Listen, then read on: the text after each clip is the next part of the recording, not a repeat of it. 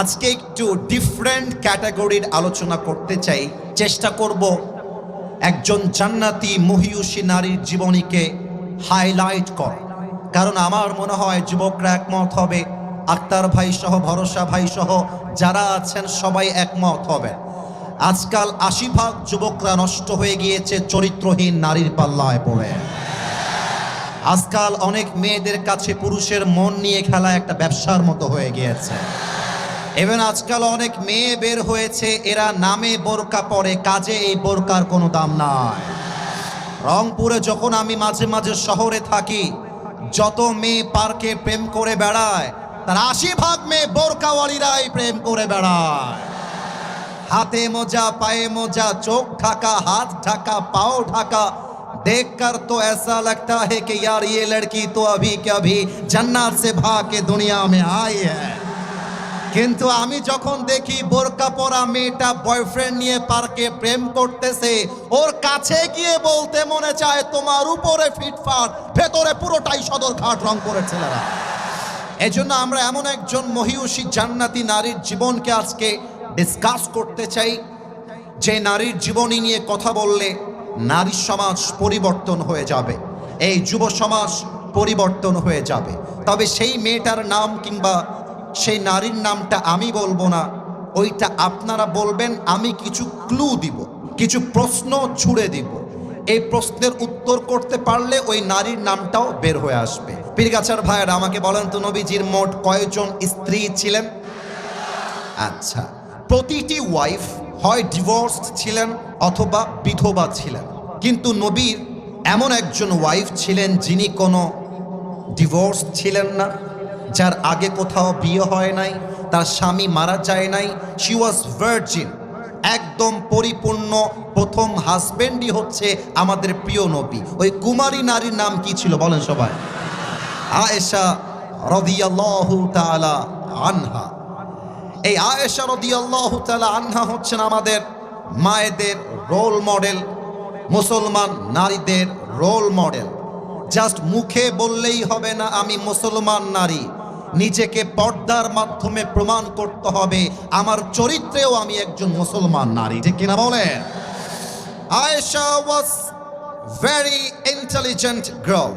তার বুদ্ধি, তীক্ষ্ণতা, মেধা, বিচক্ষণতা ছিল ইসলামের মর্যাদার দিক থেকে সবচাইতে হায়ার লেভেল অফ স্ট্যাটাস। তার মতো বুদ্ধিমতী নারী, তার মতো জ্ঞানী নারী ইসলামী ইতিহাসে দ্বিতীয় আর কেউ নেই। তোমরা যারা স্কুলে পড়ো কিংবা কলেজে পড়ো, আমিও স্কুলে পড়েছি, মাদ্রাসায় স্টাডি করেছি। ক্লাসে কিছু ছাত্র আছে, দেখবেন আপনারা টিচার যা বলে ওর হুবহু ওইভাবে মুখস্থ হয়ে যায়। প্রত্যেক ক্লাসে দুই একজন এরকম পাওয়া যায় মাঝে মাঝে, স্যার যা বলে সেও তাই বলতে পারে। আম্মা জান আয়েশা রাদিয়াল্লাহু তাআলা আনহার মেধাটা ছিল এক্স্যাক্টলি লাইক দ্যাট। নবীজি যেভাবে যেভাবে হাদিস বলতেন, আয়েশা রাদিয়াল্লাহু তাআলা আনহা সেভাবেই হাদিসগুলো বর্ণনা করতে পারতেন। তাও তো আপনারা সুবহানাল্লাহ কইতে পারলেন না সবাই মিলে। আমি কোনো ডানবাম কথা বলতে চাই না, প্রথমেই হাইলাইট করতে চাই আমার নবীর সঙ্গে আয়েশা রাদিয়াল্লাহু তাআলা আনহার বিয়েটা কেমন করে হয়েছিল। আল্লাহর রাসূল সাল্লাল্লাহু আলাইহি ওয়াসাল্লাম যেদিন আম্মা জান আয়েশাকে বিয়ের পরে ঘরে তুললেন, বাসর রাতে নবীজি ঘরে প্রবেশ করলেন। আম্মা জান আয়েশা ঘরের ভেতরে খাটের উপরে ডান পাশে বসে আছেন। এবার নবীজি আয়েশার ঘরে সালাম দিয়ে প্রবেশ করলেন। সালাম দেওয়ার পরে নবীজি সুন্দর করে এসে আয়েশার কাছে বসলেন খাটের উপরে। আয়েশা লজ্জায় কাতর হয়ে গিয়েছে, লজ্জায় মুখটা লাল হয়ে গিয়েছে। বাসর রাতে স্বামী আমার সামনে বসে আছে, নবীও চুপচাপ বসে আছে, আয়েশা রাদিয়াল্লাহু তাআলা আনহাও চুপচাপ বসে আছে। হঠাৎ করে আমার নবীজি ডাক দিয়ে বলছে, আয়েশা তোমাকে একটা অবাক করা তথ্য আজকে বলতে চাই, যা তুমি জানো না। আয়েশা বলছে, আচ্ছা এমন কি কথা যা আমি জানি না, বলেন তো দেখি। আয়েশা বলছে, নবীজি আপনি আমাকে বলেন কি জানতে আমি জানি না, আপনি জানাতে চান, আপনি আমাকে বলেন। বলছে, আয়েশা তোমাকে বিয়ের আগেই তোমার চেহারা কেমন হবে এটা আমি আগেই দেখে নিয়েছি। সুবহানাল্লাহ পড়বেন না আপনারা? বলছে আচ্ছা তুমি আমাকে বিয়ের আগেই দেখে নিয়েছো, কেমন করে ইয়া রাসূলুল্লাহ, আপনি দেখলেন কেমন করে? তো বলতেছে আমি একদিন ঘুমিয়েছিলাম, ঠিক ফজরের নামাজের পূর্ব মুহূর্তে তথা তাহাজ্জুদের ওয়াক্ত যেটা, আমি ঘুমের মধ্যে দেখলাম আমি রাস্তা দিয়ে হাঁটতেছি, দূরে জিব্রাইল দাঁড়িয়ে আছে এবং ছোট্ট একটা বেঞ্চ কিংবা বসার জায়গায় একজন নারী বসে আছে, তার পুরো মুখটা জান্নাতি একটা রেশমি রুমালের চাদর দিয়ে ঢাকা আছে। সুবহানাল্লাহ পড়বেন না আপনারা? আমি দেখার পরে আমার ভেতরে কিউরিসিটি জাগলো, হু ইজ শি, মান হিয়া, এই মেয়েটা আসলে কে? আমি তার কাছে গেলাম, আমি জিব্রাইলকে বললাম, জিব্রাইল এই মেয়েটা আসলে কে আমাকে বলো। জিব্রাইল বলছে আপনি নিজে ঘোমটাটা উঠিয়ে দেখে নেন। এবার নবীজি, এই আমার কথা কি বোঝা যায় নাকি যায় না? অযথা বলে যাব আপনারা বুঝবেন না, দ্যাটস নট আ লেকচার।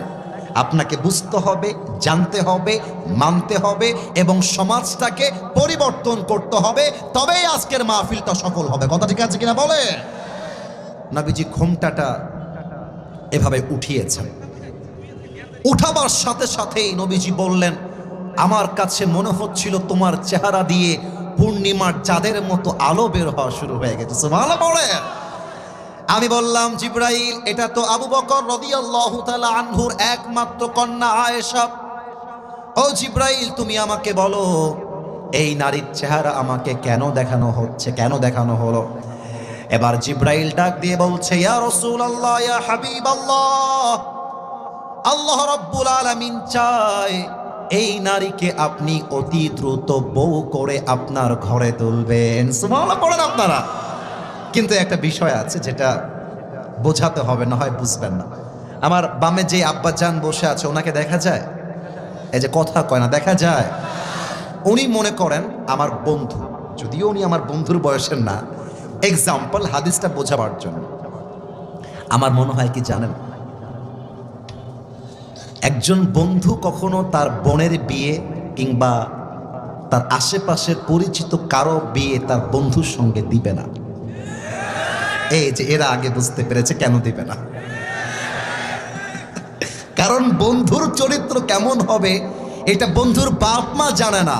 আরে বন্ধুর চরিত্র কেমন হবে এটা বন্ধুরাই জানে। যুবক ভাইরা, তো দেখবা বন্ধুরা কিন্তু নিজেদের বোনকে খুব সাবধান রাখে আর এক বন্ধুর থেকে, কারণ জানে এটা শয়তান নাম্বার 1।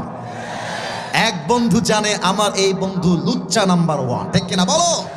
কিন্তু হাদিসটা বোঝা ট্রাই করেন, উনি আমার বন্ধু। এখন আমি যদি ওনার মেয়েকে বিয়ে করার প্রস্তাব দেই, উনি কনফিউশনে পড়ে যাবেন, এটা তো আমার বন্ধু, তার বয়স তো অনেক বেশি, আমার মেয়ের বয়স তো কম। Exactly to the same way আরব বিশ্বে বন্ধুর মেয়েকে বিয়ে করা, it was just like a crime, একটা অন্যায়ের মতো ছিল, অপরাধের মতো ছিল। তো আল্লাহর রাসূল টেনশনে পড়ে গেলেন, আবু বকর তো আমার কলিজার বন্ধু, আমার সবচাইতে আপন বন্ধু হচ্ছে আমার আবু বকর, আমি বিয়ের প্রস্তাবটা কেমন করে দিব? আল্লাহর রাসূল প্ল্যান করলেন বিয়ের প্রস্তাবটা কেমন করে দেওয়া যায়। এই যুবক তোমরা অ্যাক্টিভ হয়ে যাও। যদি কোনো মেয়েকে বিয়ের জন্য আপনার পছন্দ হয়ে যায়, রাস্তাঘাটে লাইন মারতে যাবেন না, সোজা গিয়ে মেয়ের বাপের কাছে প্রস্তাব দেওয়া লাগবে। যুবক ভাইরা, নবীজি তাই করেছেন। নবীজি তার একজন চাচিকে পাঠিয়েছেন আবু বকর রাদিয়াল্লাহু তাআলা আনহুর বাসায়। সে এসে বলছে, হে আবু বকর, তোমার কাছে আমি তোমার মেয়ের জন্য একটা বিয়ের প্রস্তাব নিয়ে এসেছি।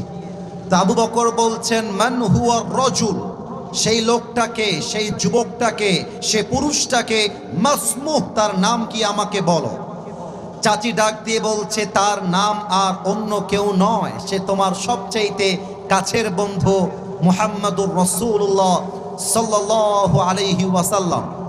এই কথা শুনে আবু বকর রাদিয়াল্লাহু তাআলা আনহু ওয়াজ কমপ্লিটলি শকড। আর এটা তো আমার বন্ধু মানুষ, তার সঙ্গে আমার মেয়ের বিয়ে দিব কেমন করে?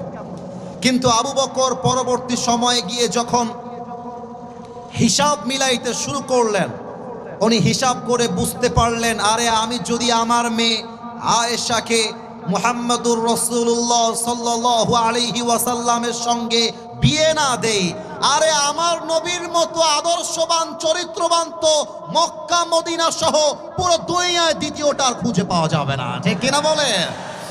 এবার আবু বকর রাদিয়াল্লাহু তাআলা আনহু বলছেন, এই বিয়েতে আমার প্রস্তাব হ্যাঁ, এবার আপনারা অ্যারেঞ্জ করেন।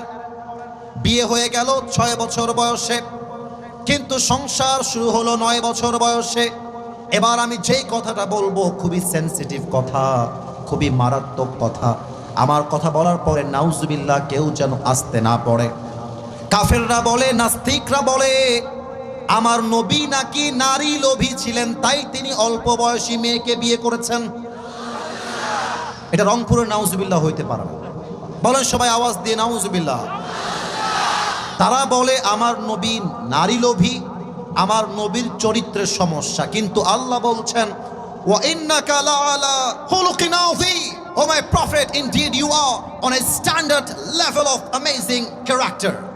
হে রাসূল, আপনার চরিত্র যেন তেন কোনো চরিত্র নয়, আপনার চরিত্র সবচাইতে মহান পবিত্র চরিত্র। সুবহানাল্লাহ পড়ে সবাই আপনারা। আচ্ছা, কেউ যদি আপনাকে বলে যে তোদের নবী তো লোভী ছিল, নারী লোভী, এই জন্য 6 বছর বয়সে একজন মেয়েকে বিয়ে করেছিল, তার উত্তর আমি শিখাই দিচ্ছি 3টা। এবার সবাই মিলে বলবেন উত্তর হবে 3টা। কয়টা? আমি আঙ্গুল দিয়ে দিয়ে দেখায় দিচ্ছি, মাথায় মুখস্থ করে নেন, যেন কোনো নাস্তিক আপনাকে ইসলামের কথা বলে বাজেভাবে কটাক্ষ করতে না পারে। 1 নাম্বার, নবীজি 6 বছরের নারীকে বিয়ে করেছেন, এটা নবীজি নারী লোভী তা নয়, বরং নবীকে আরশে আজিম থেকে ওহী পাঠিয়েছে একজন, তিনি কে? 2 নাম্বার, ইসলামের সৈনিকের সবচাইতে বড় সৈনিক হচ্ছে আবু বকর রাদিয়াল্লাহু তাআলা আনহু। নবীও একজন আসল বীর সৈনিক।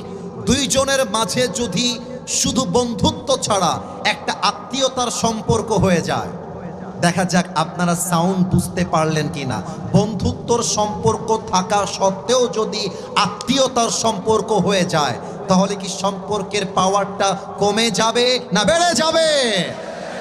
ইসলামটাকে মজবুত করবার জন্য আল্লাহ তাআলা চেয়েছেন যে আমার পেয়ারা হাবিব বিয়ে করবে আবু বকর রাদিয়াল্লাহু তাআলা আনহার মেয়েকে, যাতে করে ইসলামের পতাকা পুরো বিশ্বব্যাপী ছড়িয়ে যায়, ঠিক না বলে?